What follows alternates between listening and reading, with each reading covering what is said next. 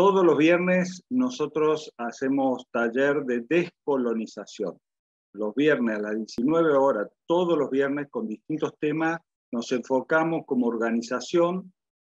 Nacimos como una organización desde el interior, desde Formosa. Nos estamos expandiendo en distintas provincias de la Argentina. Nacemos como una organización de formación de combatientes culturales. Combatientes culturales, porque planteamos que estamos bajo una guerra cultural, que incluso el tema de la deuda no es un tema solamente económico-financiero, sino cultural, y si se logró y se está logrando, y si se asume que hasta la Policía Federal, como hoy, reciba con todas las pleitesías a los empleados del fondo, es un tema cultural, que lo aceptemos tan pasivamente. Entonces estamos siendo colonizados todos los días, las 24 horas del día, por los medios hegemónicos, más C5N que se está sumando a eso. Entonces casi que no hay escapatoria. La única escapatoria que hay es la formación de combatientes culturales que puedan en el territorio esclarecer a nuestro pueblo. Un pueblo que no está esclarecido no sabe hacia dónde va, ni quién es el enemigo, ni quién es el amigo. Y lo que está pasando hoy es que la militancia dentro del Frente de Todos está desorientada. No sabe bien cuál es el rumbo, quién es el amigo, quién es el enemigo. Nosotros nacemos como organización dentro del Frente de Todos. Creemos que hay que seguir estando dentro del Frente de Todos, que no hay que salirse del Frente de Todos, pero hay que dar la discusión dentro del Frente de Todos. Entonces tenemos posiciones críticas con respecto a cómo se acordó con el Fondo Monetario Internacional, las hacemos públicas. Creemos que tenemos una agenda. Resulta que nosotros tenemos más evasión fiscal que déficit. El Fondo Monetario Internacional nos está pidiendo bajar el déficit fiscal. Bueno, nosotros en cantidad de dinero tenemos más dinero que se nos va por evasión que el dinero que nos pide el fondo. Por lo tanto, acá los ricos no pagan impuestos. Lo que estamos diciendo es que culturalmente tenemos que lograr poner en discusión la riqueza, no la pobreza. En la Argentina se discute solamente la pobreza. ¿Qué hacen los pobres? Si los pobres se drogan, como esta semana, como si los ricos no se drogasen. Entonces se está discutiendo y estigmatizando permanentemente a los pobres. Desde los gobiernos nacionales se ha tercerizado la pobreza. Se ha dicho, no podemos resolver la pobreza, tomate, administrame, cuidame los pobres, te bancamos, y así se alimentan algunos movimientos sociales, que a su vez hacen su buena guita, pero no se transforma la pobreza en la Argentina. Nosotros nos decimos y nos autodefinimos como peronistas devolucionarios, no revolucionarios, porque las palabras también tienen nuevo sentido, y la palabra revolución ha sido banalizada. Vos decís revolución, uno piensa en el Che Guevara, otro piensa en el subcomandante Marcos y otros en Macri, la revolución de la alegría. Bueno, nosotros decimos, somos devolucionarios porque queremos que nos devuelvan lo que es nuestro. Y nuestra organización se llama Argentina Nuestra Casa, porque en casa mandamos nosotros, no el Fondo Monetario Internacional. Mandamos nosotros, no los de la OTAN. Mandamos nosotros, no las corporaciones y la nueva oligarquía con nuevos nombres que dominan la Argentina. Entonces, somos nacionalistas, tenemos una historia, somos los descendientes de las montoneras criollas, y ahí venimos por el irigoyenismo y toda la historia nuestra peronista. No tenemos nada que inventar nuevo, lo que tenemos es la doctrina justicialista, que también en esta batalla cultural se ha borrado el término justicialista y se nos ha dejado solamente con el de peronista. Y no es casual, y es más, le han dado mala prensa al término justicialista, porque es ahí donde tienen que atacar el imperio, porque el justicialismo nos diferencia del capitalismo, porque no somos capitalistas, no somos socialdemócratas, no somos nada de afuera, no somos marxistas, somos justicialistas. Una doctrina y una ideología que nació en nuestra tierra y es originaria de nuestra tierra y que nos guía como movimiento de liberación nacional. Somos el único movimiento de liberación nacional existente en la República Argentina. Si colonizás al justicialismo, se terminó la patria. Entonces, la tarea que tiene Argentina en nuestra casa es descolonizar, comenzando por descolonizar nuestras filas, que están siendo bombardeadas y intentan colonizarnos. Tenemos un presidente del partido, que no lo elegimos los militantes y los afiliados a nivel nacional, que se autodefine como socialdemócrata. Entonces, si es socialdemócrata, que se vaya a militar al Partido Socialdemócrata. Y si no existe el Partido Socialdemócrata en la Argentina, que lo funde, porque nosotros somos del Partido Justicialista. Los justicialistas militamos por la justicia social. Dicho esto, y aclarado todo este contexto para ubicarnos dónde estamos política e ideológicamente, planteamos que el aparato del coloniaje, como decía Jauretche, el aparato del coloniaje que está armado por la justicia, los medios, el sistema de educación, tiene algo medular, y es la Constitución. Esta Constitución Nacional no nos sirve. Esta Constitución es la Constitución del coloniaje, que permite la colonización tranquilamente de nuestra patria, y no nos da ni las herramientas para defendernos. Entonces, planteamos que hay que ir hacia una nueva Constitución. Pero tenemos, y es increíble, en pleno siglo XXI, sigue vigente como revolucionaria la Constitución del 49. Y por eso es la idea hoy debatir el tema de Constitución del 49 vista en el siglo XXI y qué podríamos plantear nosotros como modelo de una nueva Constitución en la Argentina. Dicho esto, le paso la palabra a Milena para que lo presente a Germán y comenzamos con el taller. Muchas gracias. Bueno, buenas noches, compañeros. ¿Me escuchan bien? Están todos muteados por ahora. Tenemos, bueno, al compañero Germán, que está en ANC y lo conocemos todos. Y de alguna manera, continuando con el taller del viernes pasado que dio el compañero Julio De Vido, quien insistió en la necesidad de tener una nueva constitución, el compañero Germán Vittel nos va a hablar cuál es ese camino, ¿no? para tener una nueva constitución, y se va a referir a la constitución del año 1949, en donde su preámbulo llevaba nuestras tres banderas.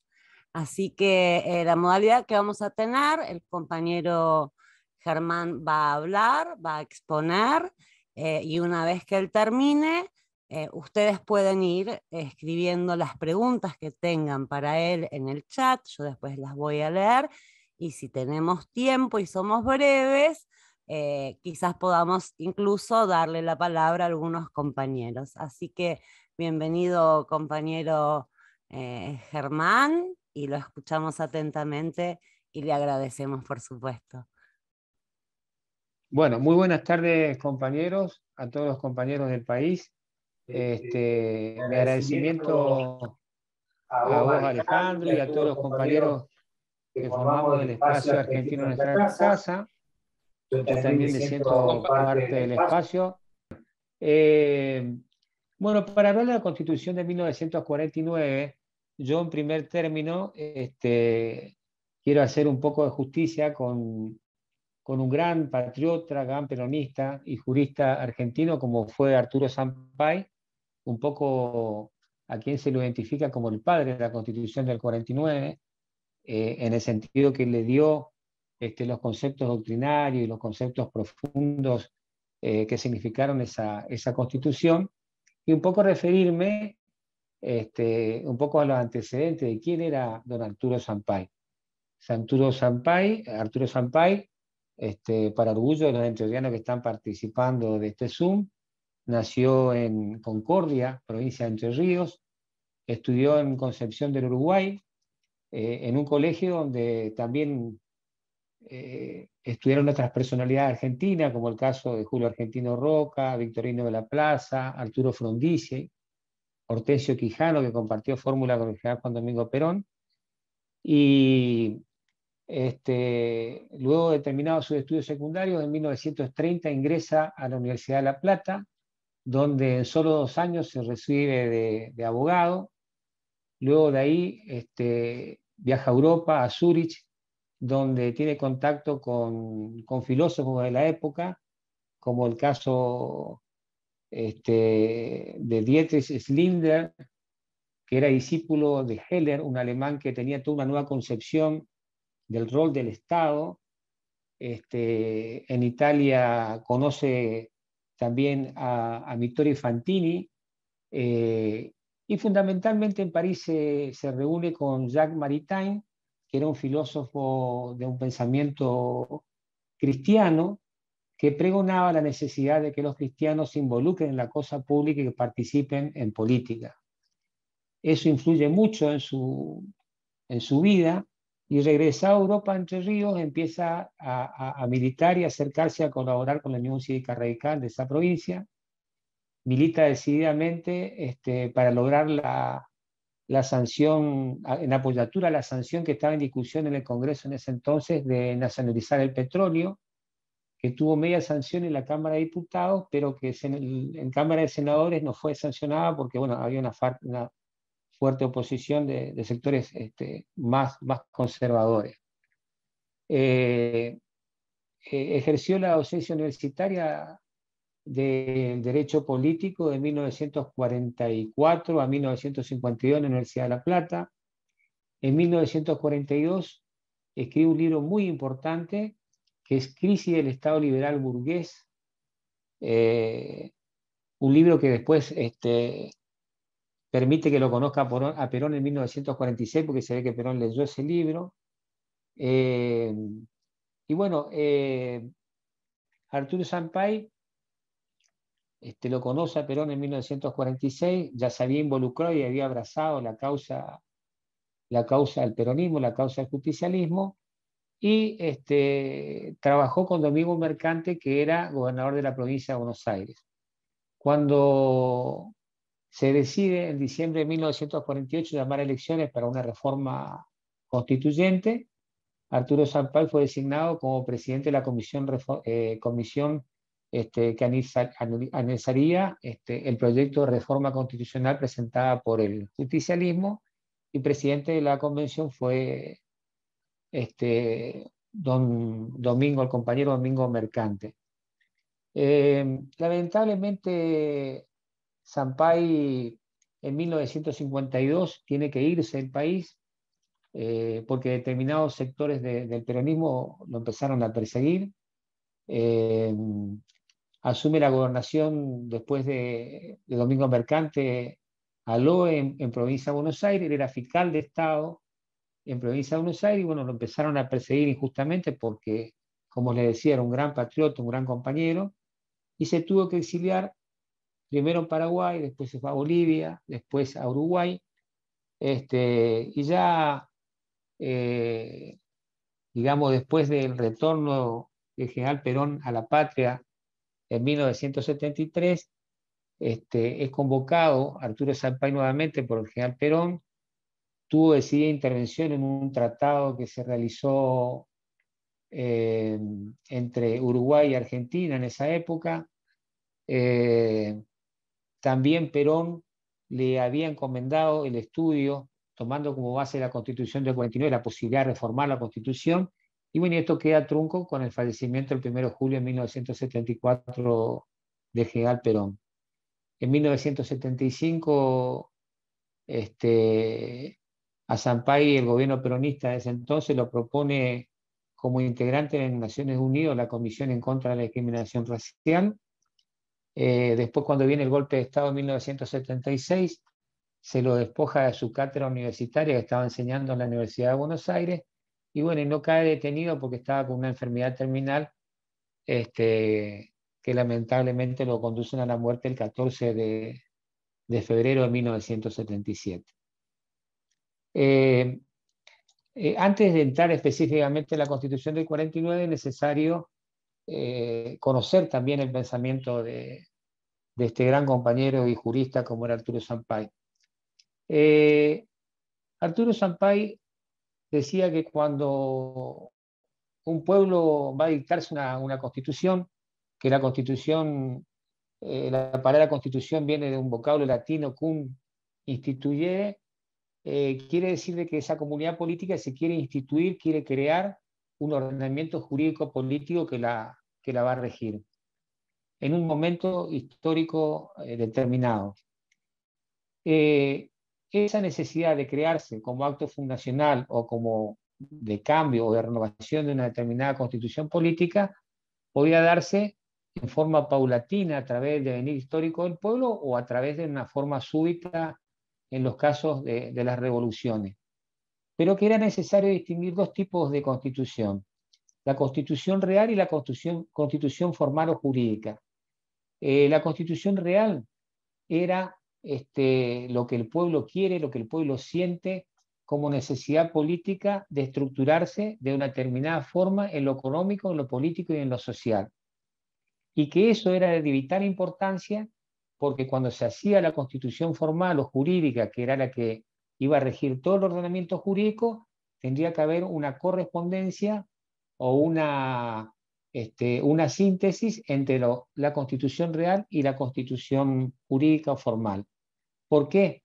Porque de esa forma el pueblo decididamente, porque la sentía como propia a esa constitución, la iba a acatar decididamente y la iba a cumplir. Ahora, también advertía que lamentablemente en muchas oportunidades ocurría que la expresión de la constitución formal o jurídica no era necesariamente la expresión de la voluntad del pueblo o de esa constitución real, y sino que era la expresión de los sectores del poder dominante que a través de esa constitución jurídica se consolidaban y desarrollaban ese poder de ese sector dominante. Dicho esto, Sampaio decía de que, bueno, como comunidad política y como logro o fin superior en un proceso democrático, lo que nosotros teníamos que lograr es que las aspiraciones del pueblo se cristalicen en esa constitución y que esa constitución garantice de que todos podamos acceder a los bienes materiales, a los servicios y a todos los derechos que nos permitan íntegramente desarrollarnos como personas y con dignidad humana.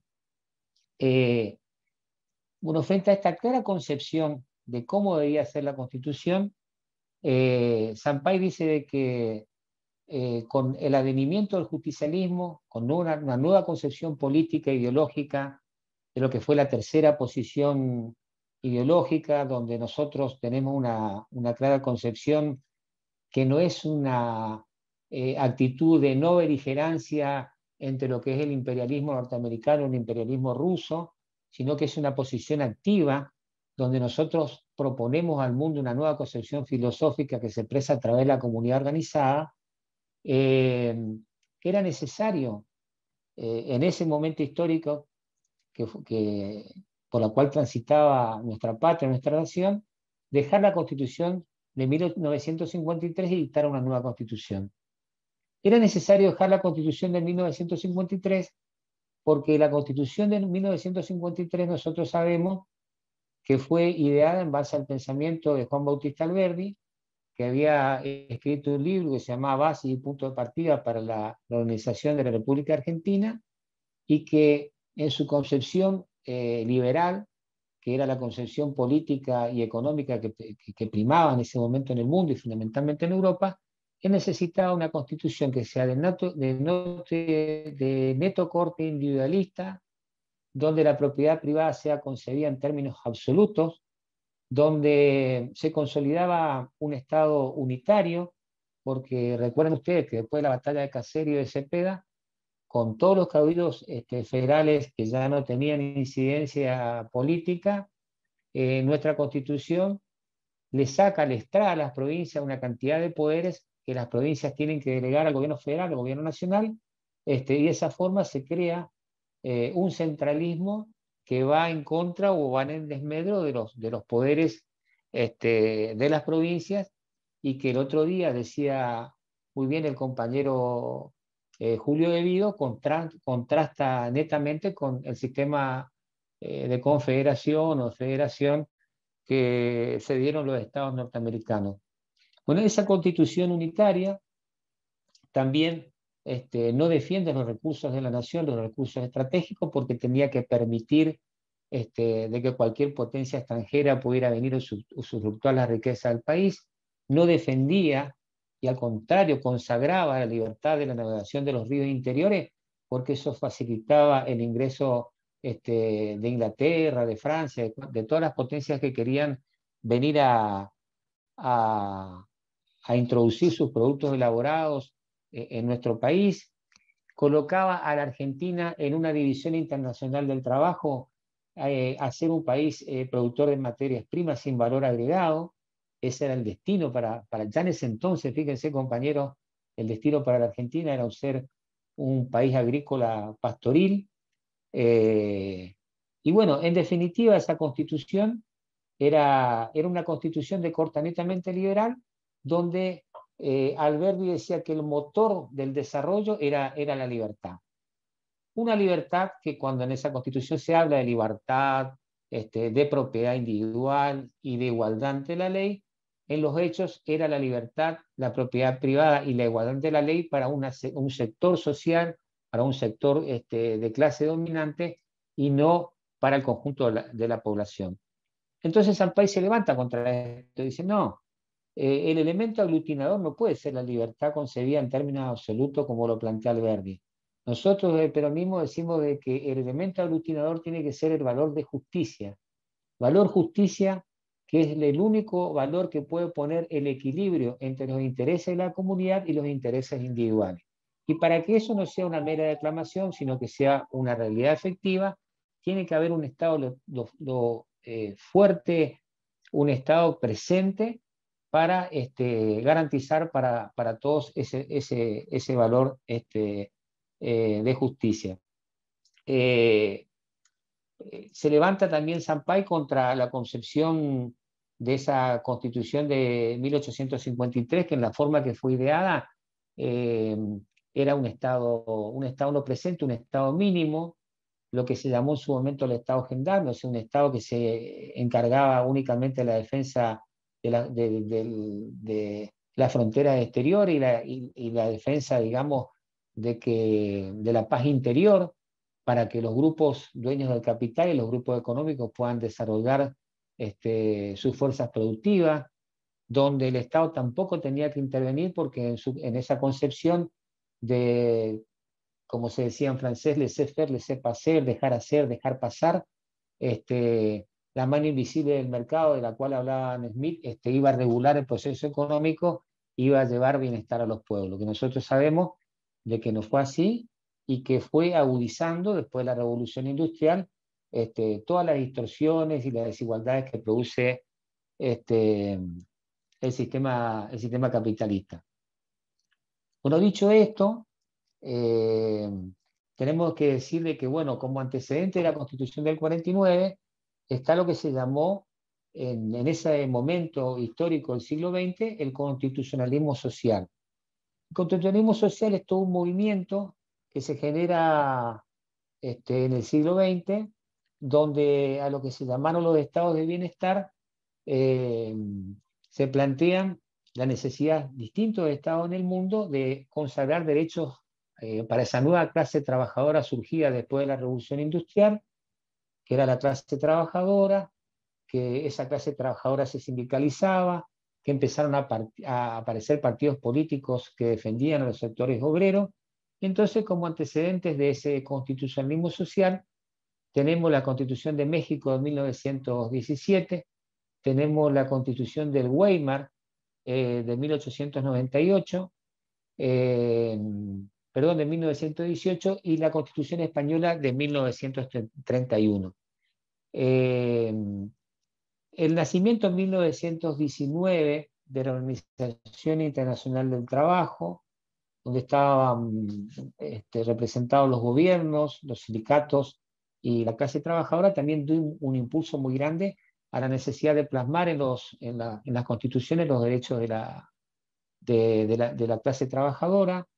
Esto en Estados Unidos se llamó el New Deal o el Nuevo Pacto porque era necesario, se veía, era una necesidad, y así lo demandaban los pueblos de un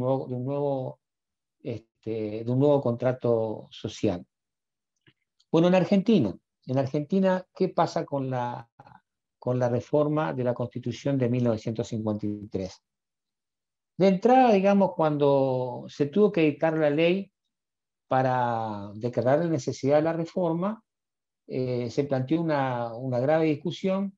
Resulta que el artículo 30 de la Constitución de 1853 dice que la ley que convoque a la necesidad de la reforma debe tener como mínimo el voto de las 2/3 partes, al menos de los miembros de la Cámara, del Congreso, la Cámara de Diputados. Entonces ahí se plantea la discusión si se trataba de los miembros presentes o de toda la composición del cuerpo. El peronismo sostenía que eran las 2/3 partes de los miembros que estaban presentes en el recinto al momento de la votación de la ley, porque había como antecedentes las modificaciones de la Constitución de 1860 y 1866, que se había hecho de esa forma.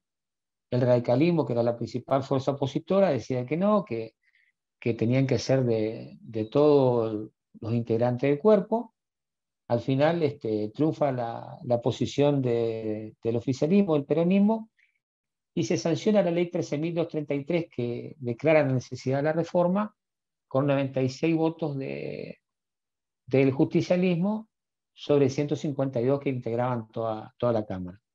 El radicalismo trata de circunstancia, interpone un recurso judicial impugnando la ley, declarando inconstitucional, pero la Corte Suprema de Justicia de la Nación de ese entonces rechaza de plano esta impugnación y da por válida la necesidad de la reforma constitucional. Se llama a la elección de convencionales constituyentes, se hace en forma conjunta en diciembre de 1948 con la elección de diputados nacionales y de senadores. El justicialismo obtiene 66,79% de votos, la Unión Cívica Radical 29,70%, y el Partido Comunista, la tercera fuerza, 3% de votos. La Convención Nacional Constituyente se reúne, empieza a sesionar en la ciudad de Buenos Aires. Los diputados radicales concurren a la primera sesión de la convención, vuelven a plantear la ilegitimidad de la convención, alegando que fue mal sancionada la ley 13.233, con los mismos argumentos, y luego se retiran. A pesar de eso, digamos, con quórum sigue sesionando la Convención Nacional Constituyente, se hace la reforma constitucional, la cual es jurada el 16 de marzo de 1949. Como yo les había contado que había habido una elección donde se habían elegido diputados y senadores, conjuntamente con la elección de convencionales constituyentes, cuando esos diputados y esos senadores tuvieron que jurar en el Congreso Nacional, se plantea una discusión porque había un sector de la Unión Cívica Radical comandado por Miguel Ángel Zavala Ortiz, que se negaban a jurar como diputados por la Constitución del 49, y había otro sector comandado por don Ricardo Balbín, que sí, que decían que no, que había que jurar por la Constitución del 49, porque bueno, esa era la Constitución que se había sancionado por la Convención. Al final los diputados que seguían a Ricardo Balbín, que eran mayoría en el bloque radical, terminan ganando esa postura y terminan jurando por la Constitución de 1949.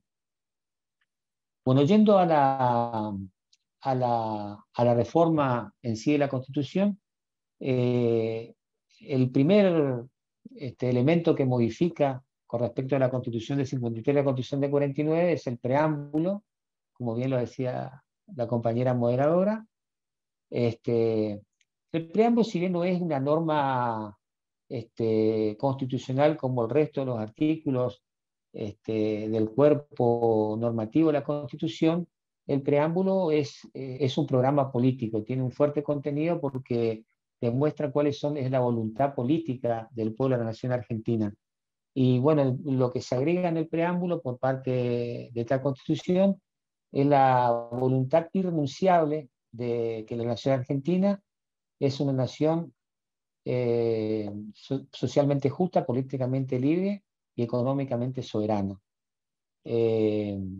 Socialmente justa porque se iba a dar después a través de su articulado los derechos de la clase trabajadora en un marco de justicia social.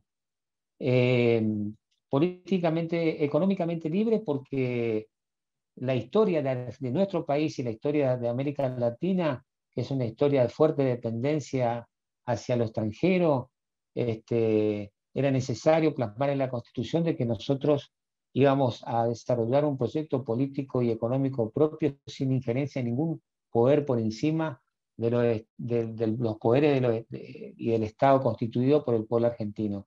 Y políticamente soberana, también reafirmando nuestra soberanía por encima de todo otro poder y también haciendo alusión al respeto del peronismo hacia la autodeterminación de los pueblos. Seguidamente, bueno, la Constitución establece otras normas que son importantes con respecto, por ejemplo, a la administración de justicia, reconoce el derecho a reunión, se expresa contra la discriminación racial, establece el Código de Justicia Militar para los militares y los civiles que trabajen, digamos, en el ámbito de la esfera militar. Algunos, como Pablo Ramella, criticaron esta inclusión, pero bueno, está establecido en la Constitución.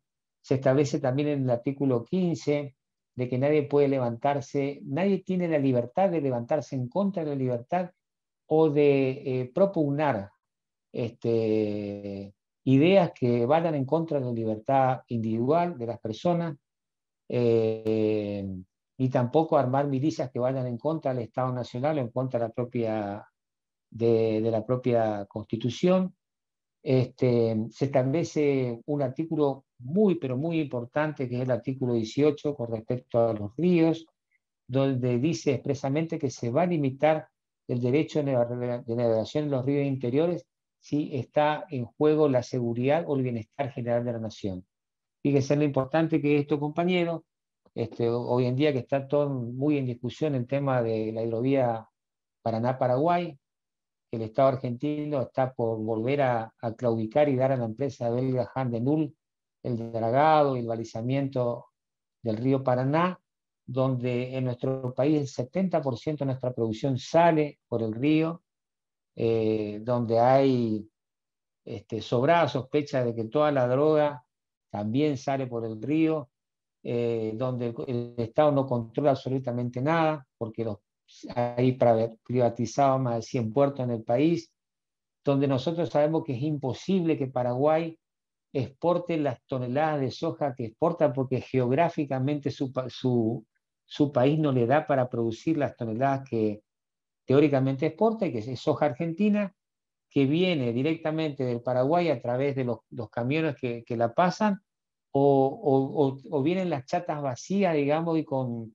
los papeles, y se terminan cargando en los puertos a la vera del Paraná, y surgen, digamos, como exportación paraguaya, pero es soja argentina de contrabando. Entonces, este artículo 18 de la Constitución del 49 es sumamente importante para que nosotros tengamos el control de nuestra principal salida de toda la producción nacional.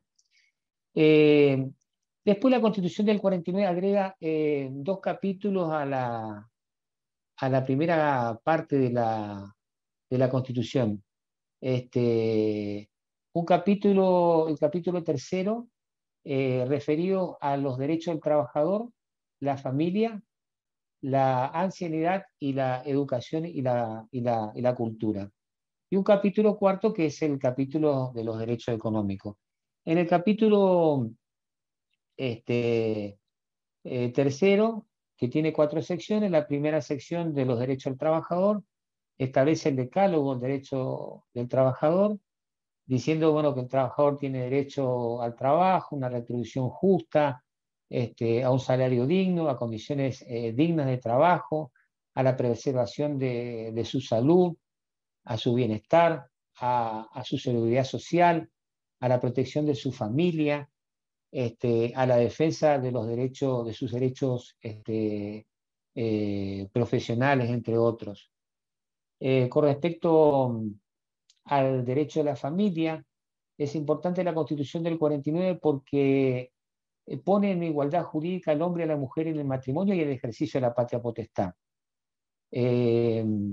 Esto muy importante para la época, y fíjense que después de la derogación de la Constitución del 49, el 27 de abril de 1956, y que se vuelve al viejo Código Civil, la mujer dentro del matrimonio, hasta la reforma del año 1968 con la ley 17.711 que modifica el Código Civil, tenía una incapacidad relativa como los menores de edad. Y con respecto a la patria potestad, recién se subsanó esa circunstancia en 1985, también con la reforma del Código Civil. Con respecto a la familia, también instituye algo que después salió una ley que lo instituyó porque se derogó la Constitución, pero la primera que habla de esta cuestión es la Constitución del 49, que es la protección del bien de familia, o sea, la vivienda que es de la familia, vivienda única donde la familia vive, se la podía poner como bien de familia y protegía a la vivienda familiar por deuda. Esto es un avance significativo. También planteaba la necesidad de que el Estado tenga una especial atención y legislación especial con respecto a la infancia y a la maternidad. Con respecto al derecho de la ancianidad, también hay un decálogo de los derechos que tienen los ancianos, que es el derecho a la asistencia, en primer lugar. Decía que, en primer lugar, la asistencia le corresponde, obviamente, digamos, a los ancianos por parte de su familia, pero si la familia no la asistía, el Estado asumía la defensa de esa asistencia y podía después hacerle juicio a la familia que eran remisas, hacerse cargo de sus propios ancianos. Consagraba también para el anciano el derecho a la vivienda, el derecho a la alimentación, que debía ser adecuada, el derecho a la vestimenta, decía de acuerdo a la situación climática y a las épocas del año. También consagraba para los ancianos, a quienes estaban en condiciones, por supuesto, el derecho a la salud moral, o sea, de que esos ancianos puedan cultivar su fe espiritual y el culto del cual eran creyentes. Al trabajo, a aquellos ancianos que estaban en condiciones de trabajar, porque propugnaba de alguna manera lo que era la laborterapia. También para los ancianos asegurar el derecho a la tranquilidad, es decir, los ancianos que ya están en sus últimos años de su vida pueden estar tranquilos, sin preocupaciones y sin las angustias que no corresponde que tengan a esa edad. También fundamentalmente consagrada para los ancianos el derecho al respeto y a la consideración de sus semejantes. Bueno, con respecto a la Constitución, a a la parte quizás más interesante o a la parte que tocó más los intereses de los sectores oligárquicos del país y por la cual fue derogada la Constitución, es el capítulo cuarto que habla de los derechos económicos. Perdón, antes de los derechos económicos, me faltó hablar de la educación y la cultura. Bueno, en cuanto a la educación y la cultura, la Constitución del 49 decía que a lo primero que le corresponde asumir la responsabilidad de la educación de nuestros hijos a la familia. Rescataba mucho el concepto de familia. Y después al Estado, que el Estado lo podía hacer a través de digamos, establecimientos públicos, para lo cual se iban a crear universidades, escuelas, academias, escuelas profesionales o escuelas técnicas, que hubo mucho en la época de Perón en la enseñanza de oficio, y también afectaba la educación, digamos, a la parte, al sector privado. Le daba un rol fundamental a las universidades, dividía el país en regiones universitarias y quería una vinculación de las universidades en el desarrollo económico de cada región donde esas universidades estarían asentadas.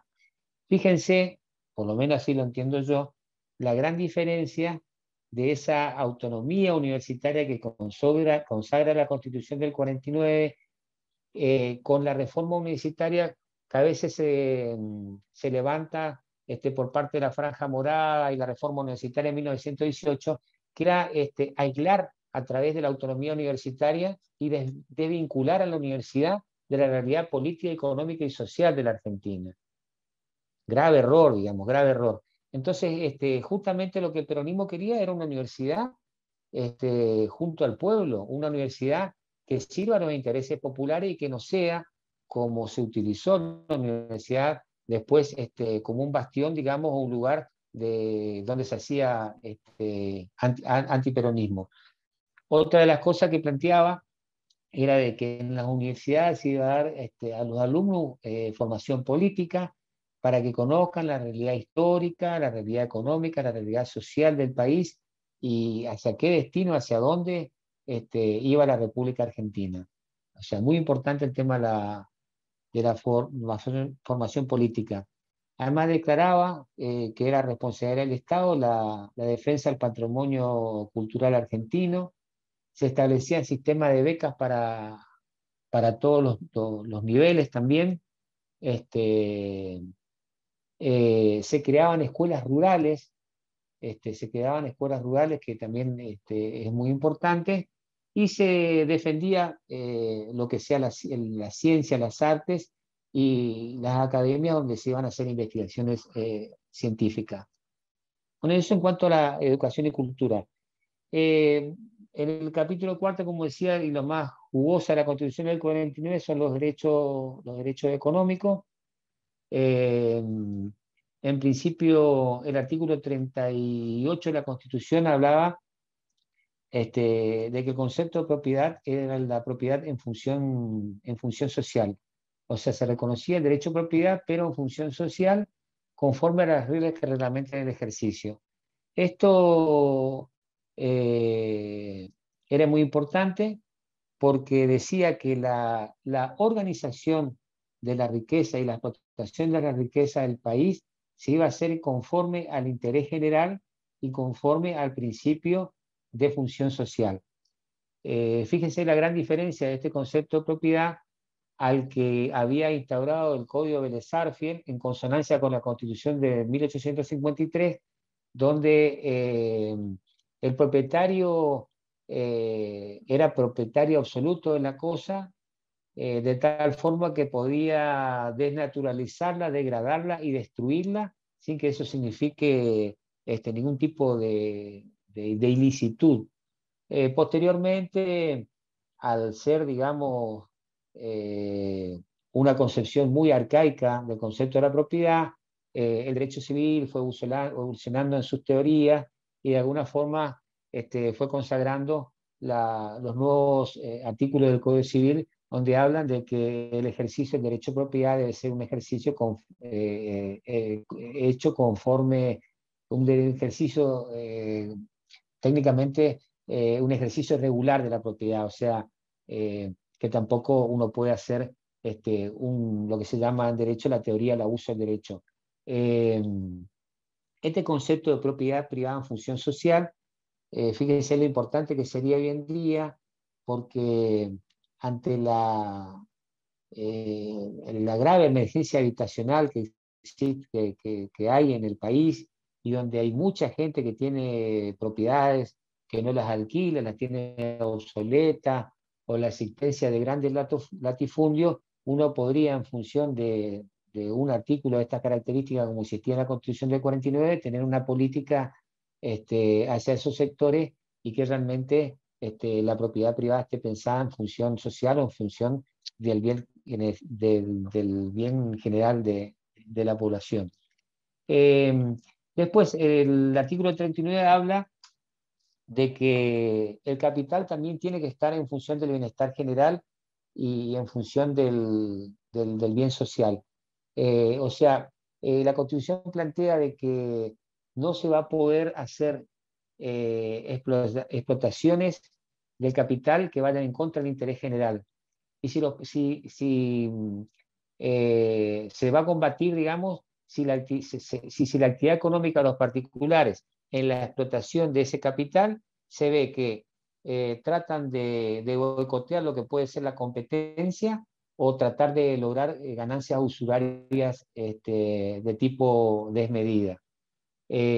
Por lo cual se establece que el Estado Nacional, por medio de una ley especial, puede intervenir en cualquier área de la economía si considera necesario en función del interés general, como también monopolizar determinadas áreas de la economía si considera que es necesaria en aras de ese interés general.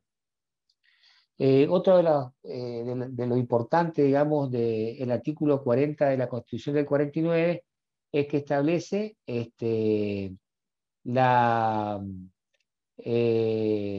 la propiedad inalienable e imprescriptible de las fuentes de energía del país, ya sea el carbón, el petróleo, las caídas de agua, los minerales, todas las fuentes de energía. Lo único que no se consideró de esa manera fueron los vegetales. Algunos dicen de que, bueno, no se hizo eso por no chocar, digamos, con los sectores del campo.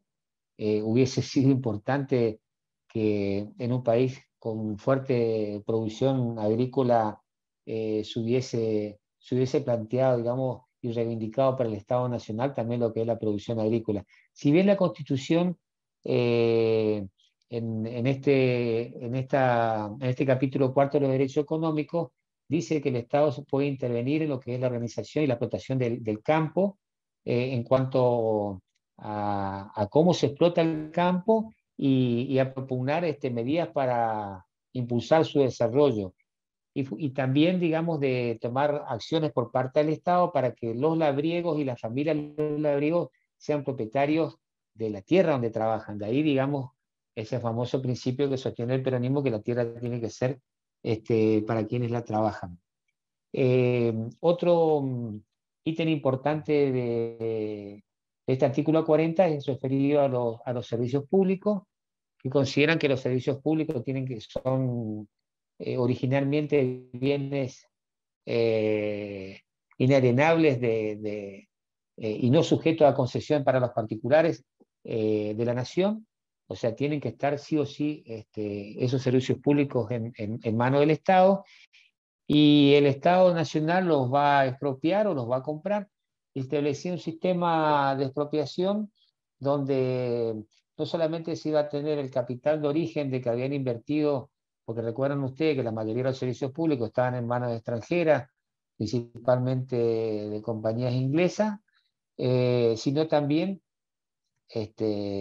las ganancias o los excedentes que tuvieron esas empresas con los cobros usurarios, porque tenían una actitud monopólica en el mercado, las inversiones que no hubiesen hecho, o sea, un conjunto de previsiones para poder llegar a un valor justo.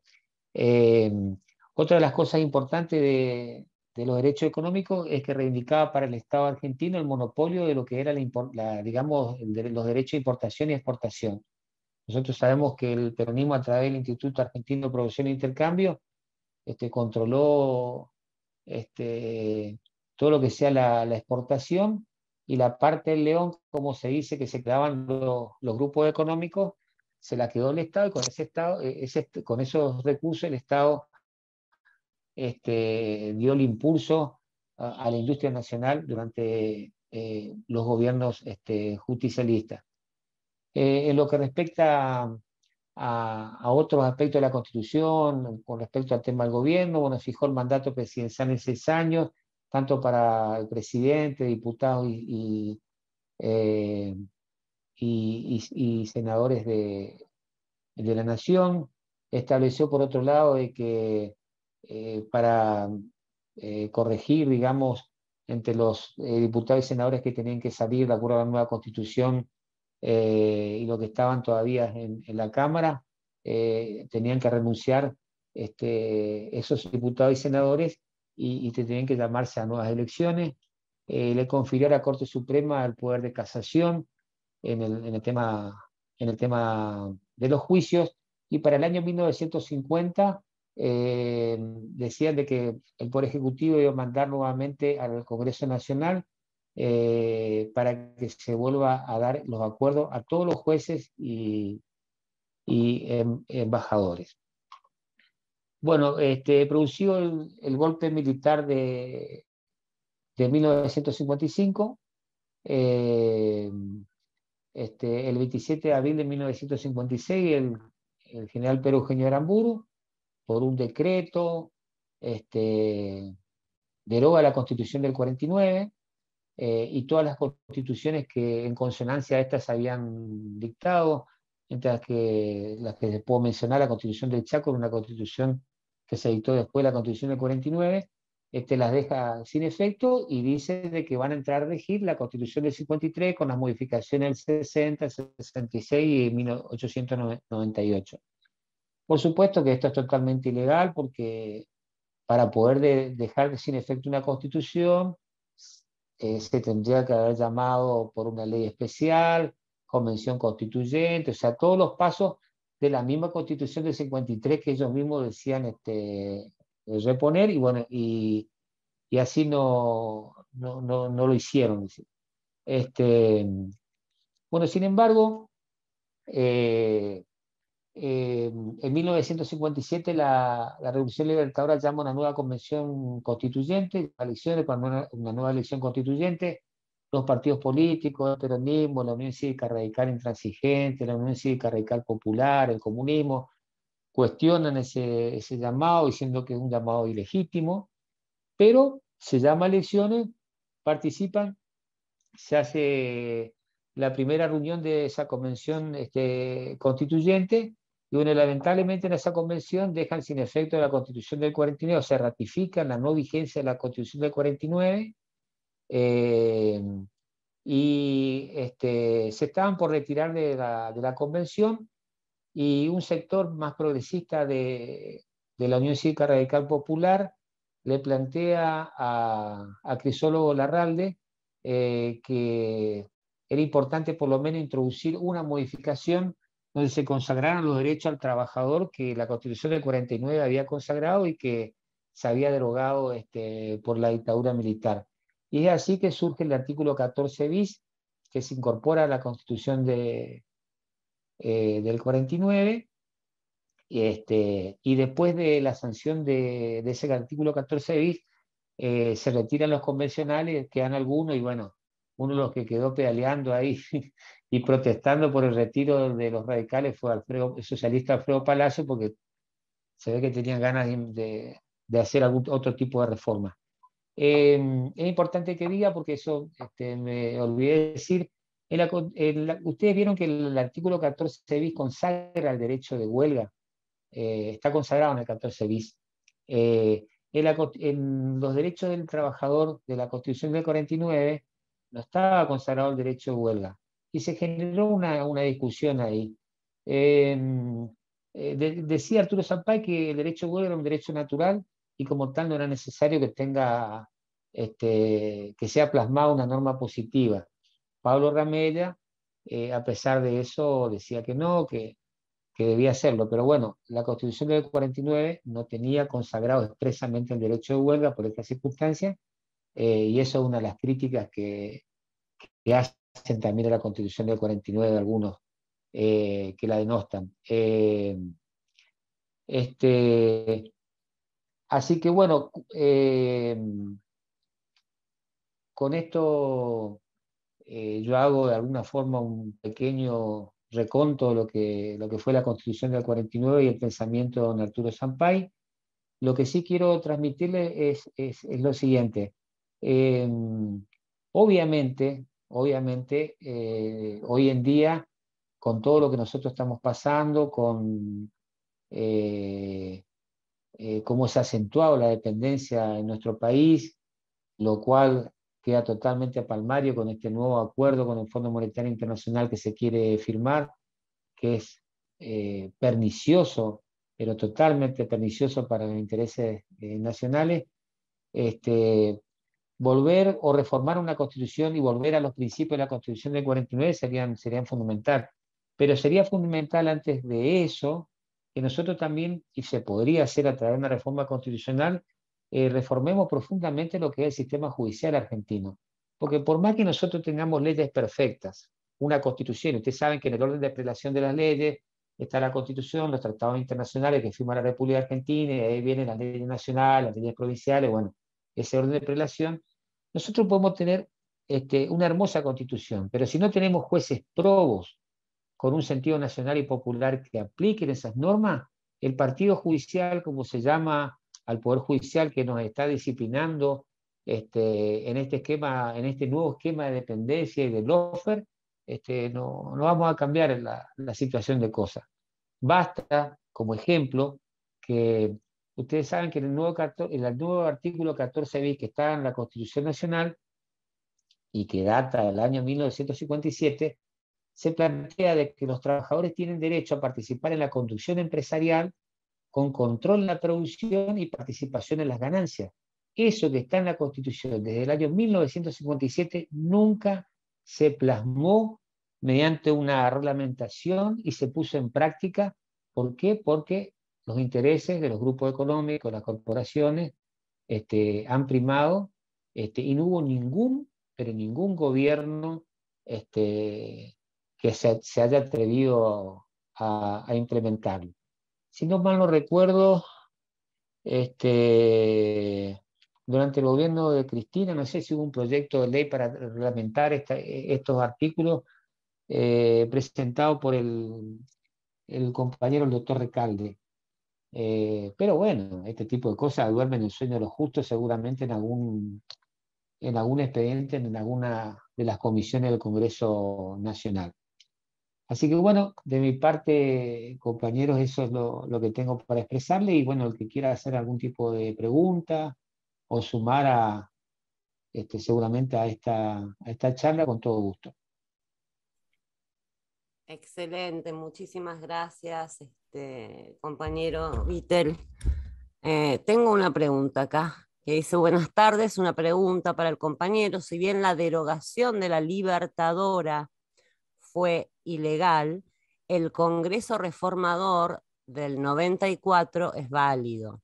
Teniendo en cuenta eso, ¿es posible desde el derecho constitucional reclamar la reimposición de la Constitución del 49 o es necesario generar una nueva reforma? Sí, ¿está abierto mi micrófono, Milena? Sí, bueno, yo sinceramente creo, como yo le decía, de acuerdo a lo que yo leí, la Convención Constituyente ya del 57, medio que dejó plasmada la derogación del 49 y seguramente la Constitución del 94. O sea, me parece que enredarnos en esta cuestión de que tenemos que tratar de... ya no tendría sentido. Lo que sí tenemos que tratar nosotros de hacer los esfuerzos necesarios para hacer una reforma constitucional nueva, una nueva constitución, porque en muchos aspectos la constitución del 49, si bien era súper revolucionaria y sería un día súper revolucionaria, no contemplaba algunos aspectos que sí son necesarios, que yo le mencionaba recién, como es introducir con un rango constitucional cómo debe ser la elección de los jueces de la nación, cuál debe ser el papel del Poder Judicial. Yo creo que eso es fundamental. O sea, tendríamos que llamar a una nueva convención constituyente y tratar de implementar en el articulado de la modificación de la Constitución de 1994 estas cosas importantes que tenía la Constitución del 49, sobre todo en lo referido a los derechos económicos, y poner en valor también en la Constitución, por ejemplo, el tema de la defensa del sistema democrático, que fue muy importante en la inclusión de esta cuestión en el 1949, porque ustedes saben muy bien, digamos, de que al amparo de la vieja Constitución de 1853, lo que fueron las distintas épocas del fraude patriótico, y que de alguna forma se vino a solucionar recién con la ley Saspeña. Un abrazo Gracias, grande. compañera. Gracias, compañera. Bueno, veo una manito levantada, pero no sé. Ah, es de Chango, del Chango Orellana. Ahí puede desmutearse. Perdón, era un aplauso por lo que dijo la compañera Miriam, me encantó. Todos lo aplaudimos a la compañera Miriam. Bueno, no veo más manos levantadas y no veo más preguntas, así que le quiero, bueno, agradecer primero al compañero Vittel por la brillante exposición que nos hizo, a todos por estar acá participando del taller, y por supuesto darle la palabra finalmente al compañero Alejandro Krivitsky para que cierre el encuentro. Muchísimas gracias. Gracias, Milena. Gracias a Genaro, que siempre está en la atención de las plataformas. Gracias a Claudia y a Rodrigo, que también acompañan en el equipo técnico para que si nos pasa algo o algún infiltrado estemos ahí. Gracias al expositor, ni hablemos, estuvo espectacular. Y sé del esfuerzo que ha hecho, porque la verdad que tuvo una semana muy difícil. Germán, no lo dice, lo digo yo, que sé que tuvo una semana difícil y no quiso, porque yo le pregunté si quería levantar el taller de hoy, que lo pasamos para otra fecha, me dijo no, se estableció el viernes voy a hablar, y bueno, acá estuvo el compañero firme, así que eso lo reconocemos todos. Yo antes de despedirnos hoy, quiero mencionar algunas cuestiones que planteó el compañero Vittel para que quede en la reflexión de nosotros. Hoy, cuando tenemos un emergente político nuevo en la Argentina, no es nuevo, es viejísimo, pero es lo que representa Milei, que lo están disfrazando como algo nuevo, pero es lo más viejo de nuestra historia, porque llegó con el primer barco inglés, la ideología de Milei, del libre cambio, del libre comercio. Centrarnos en unos puntos que tocó el compañero Vittel, que es el capital para el bien social, no el capital para yo solamente hacerme rico, sino que la riqueza mía tiene que tener una concepción de ayuda a lo social en la patria, ¿sí? El bien general. La propiedad, cuando ellos salen y dicen, hay los peronistas, los kirchneristas, vienen a discutir la propiedad, nadie les quiere sacar la propiedad. Pero lo que hablamos, y de esto tenemos que batallar en la batalla cultural, es de la propiedad para el bien social. O sea, cuando hay sin techos en la Argentina, y hay tipos que tienen pero miles de departamentos, e incluso ni siquiera alquilado, sino para inversión, no está el capital para el bien social. Cuando se habla de propiedad de fuentes de energía, acabamos de sufrir cortes de luz terrible en manos de empresas privadas, en manos de empresas transportadoras a su vez de energía.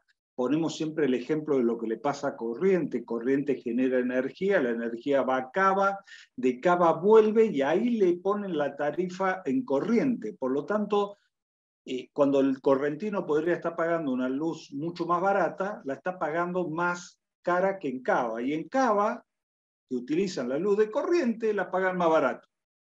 Entonces, estamos en un país centralista, en un país netamente capitalista, y el capitalismo no es humano. El capitalismo no tiene ningún rostro humano. Compañeros, cuando escuchen a peronistas decir que hay un capitalismo bueno, hay un capitalismo con rostro humano, te están cagando, te están mintiendo, te están estafando. El capitalismo es capitalismo, punto. Y es antihumano. Entonces, no tiene ningún rostro de ser humano el capitalismo. Y es anticristiano. O sea que, por lo tanto, ni como cristiano ni como peronista podés aceptar el capitalismo. Los servicios públicos en manos del Estado, dice la Constitución del 49. Dígame en qué provincia de las nuestras, de todos los que estamos acá, los servicios públicos están en manos del Estado o están en manos de empresas capitalistas que encima reciben subsidios del Estado para que los empresarios sean más ricos y encima explotan a los trabajadores. No brindan un buen servicio, explotan a los trabajadores y los tipos tienen ganancias extraordinarias. Este es el país de los pelotudos. Porque no reaccionamos, ni siquiera como consumidores. Ahora, fíjense de lo que estamos hablando, del grado de colonización de nuestra propia fuerza, el justicialismo. Porque si hay una fuerza que debería estar defendiendo esto, es el justicialismo. Es el justicialismo. Yo no me tengo por qué sentirme un bicho raro o algo de afuera del justicialismo, zurdito, loquito, suelto, como dicen algunos. ¿Por qué? Porque la estigmatización para aquel que quiere defender la doctrina justicialista, la Constitución del 49, la concepción justicialista de la vida que tenemos que tener en todos los aspectos. Entonces, los servicios públicos en manos del Estado, o los servicios públicos en manos de los trabajadores, o los servicios públicos en manos de cooperativas. Hay muchas formas de poner los servicios para que sean públicos a favor de lo público y de los trabajadores. Entonces, creo que tenemos mucho para debatir, pero nos ha dado Germán, con las reflexiones de la Constitución del 49, la cual no quieren que estudiemos, la cual no quieren que hablemos, porque tienen estos conceptos. Si los peronistas estudiasen, como dijo Miriam, lean un poquito, muchachos, aflojen con el WhatsApp pelotudo, o por lo menos usen el WhatsApp para formar, informar a los compañeros. Salgan del posteo histérico de noticias que están en todas partes y que nos llenan de ruido y no nos sirve de nada.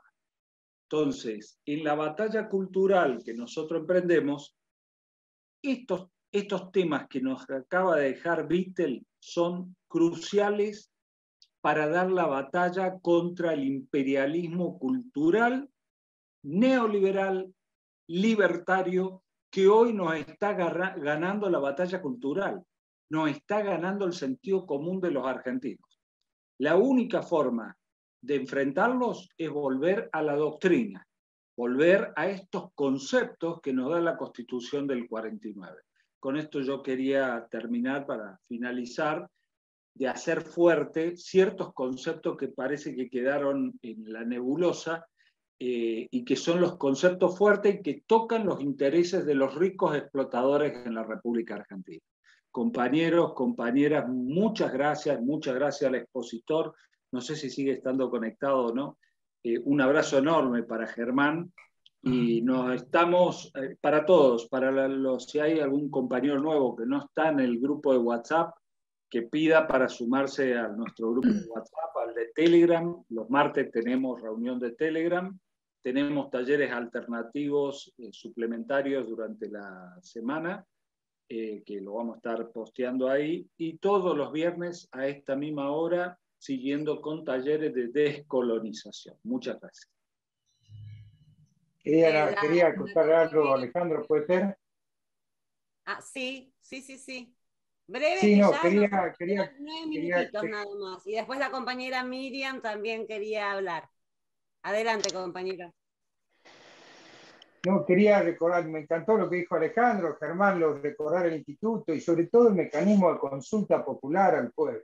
No hay que tenerle miedo en consultar a las urnas y al pueblo política, porque acá en el Chaco, por ejemplo, nosotros luchamos con mucho ahínco con el movimiento obrero y las organizaciones sociales, y el Partido Justicialista junto con el Partido Militar salieron a apoyar la entrega de las empresas públicas, y nosotros desde los cimientos del peronismo logramos con la consulta popular decirle no a la entrega de las empresas públicas, y en el Chaco las empresas son todavía del Estado.